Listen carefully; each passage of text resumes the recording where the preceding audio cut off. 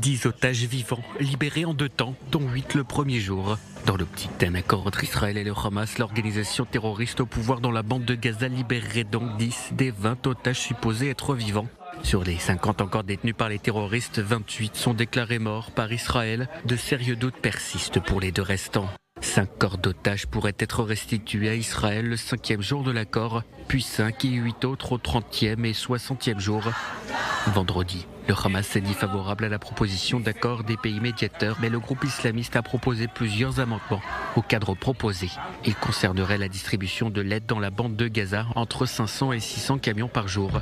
Également en jeu, la réouverture du point de passage de Rafah entre l'Égypte et la bande de Gaza, le retrait des troupes de Tsahal de la plupart des zones conquises et l'engagement de ne pas reprendre les combats après la fin de la période de 60 jours. Sur ce point, le Hamas exigerait des garanties de sécurité de la part des États-Unis, du Qatar et de l'Égypte. Aujourd'hui, le bureau du Premier ministre israélien réagit.